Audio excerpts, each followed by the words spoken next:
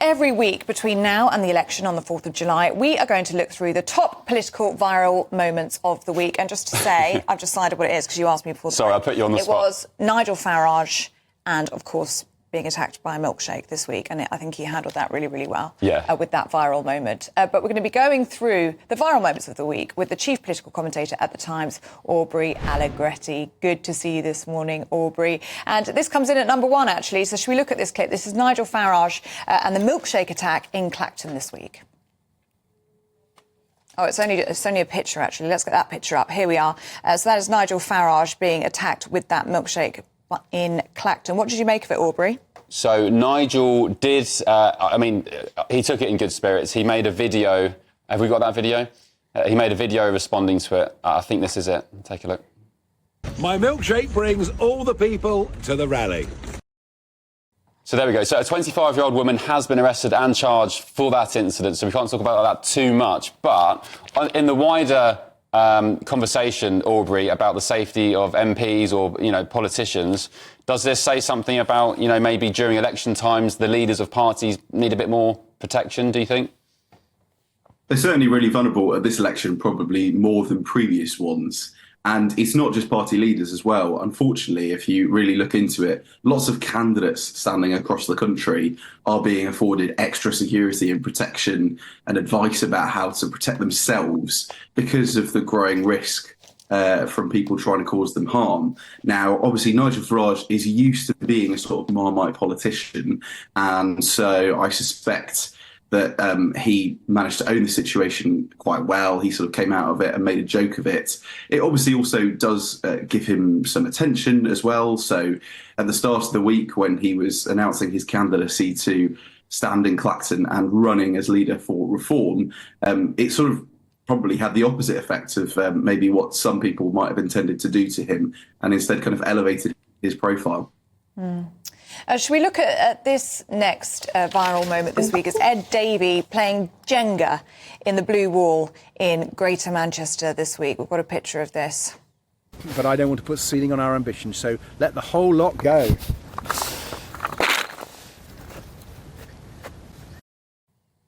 What do you make of this then, Aubrey?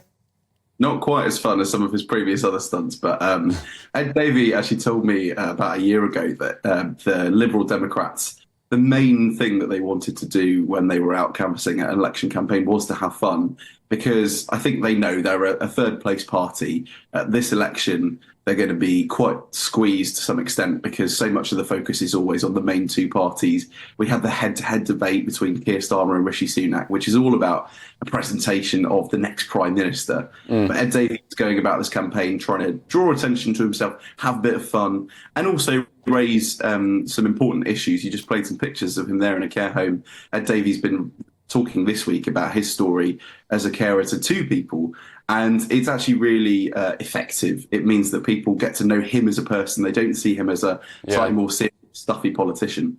Yeah, he got lots of stick at the start for the water slide stunt and the bike ride, people calling him juvenile, but me included, I've warmed to him. I think it's nice to have a bit of fun and personality in what some people are calling a very dull election period. Shall we move on to Keir Starmer? So he said, he made these comments at the leaders' debate about the NHS and using private healthcare.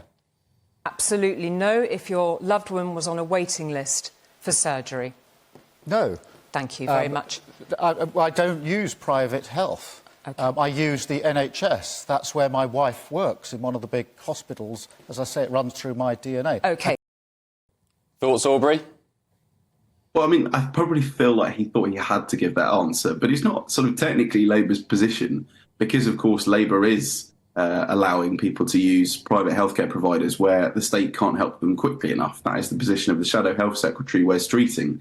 Now, Keir Starmer's obviously got a background, a story to tell about his wife working in the NHS and his mum being a nurse. So he really wants to hark back to that sort of personal story and show his commitment to the NHS. But is it terribly practical? In this election, people aren't looking for sort of ideologues. They want people who are going to put forward real plans to save the NHS because they look at the situation that it's in and wonder whether it's terribly sort of sustainable on its current footing. So I suspect Keir Starmer could have handled that by talking a little bit more about his plans to improve it by offering, for example, 40,000 more GP appointments a week, he says, by closing things like the non-dom loophole.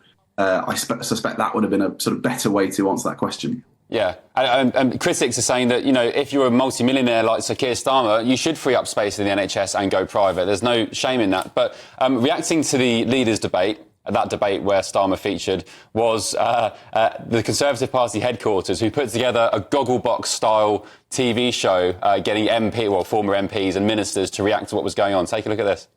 We're live in Salford for the very first time in this election. It's Sunak versus Starmer, the ITV debate. He looks better, his shirt's been ironed. Yeah, that's a good start, isn't it? Well, it looks like, really sort of crisp. Yeah. Like his answers, I expect. Why are you talking about Liz Truss? Talk about yourself. Truss. We're talking about the general election. So that was Mel Stride and Gillian Keegan there. Does that work? I sort of respect CCHQ for trying to have some fun in this election campaign, because the mood inside the building has been pretty dour and sort of funereal otherwise. I did wonder when I was watching it whether perhaps these two cabinet ministers were auditioning for a future potential podcast they might launch if they don't manage to hold on to their seats at the general election. That's a really interesting way of looking at it. And Aubrey, whilst we've got you, what are your thoughts on the debate that we saw last night? Who came out as the clear winner for you?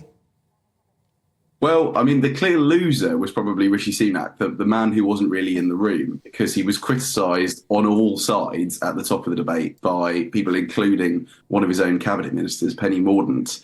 And the winner, probably in a format like that, it's sort of Nigel Farage's for the taking, because he is somebody who is there to sort of say a plague on all of your houses. And you had Conservatives who are obviously in government in England, Labour in government in Wales, and the SNP in government in Scotland. So a sort of anti-politics, kind of anti-establishment person like Nigel Farage is always going to thrive in that environment. OK, thank you, Aubrey, for your thoughts on that one. Do let us know what you think. gbnews.com/yoursay. I'll tell you who won some plaudits was Penny Mordaunt's hairstylist. Camilla Tominey tweeting, huge. Someone give me the phone number of Penny Mordaunt's hair and makeup lady. And she actually got it, didn't she? Did you get it? Yeah, she said she had it. I think it was Lisa, who's the parliamentary hairdresser, apparently.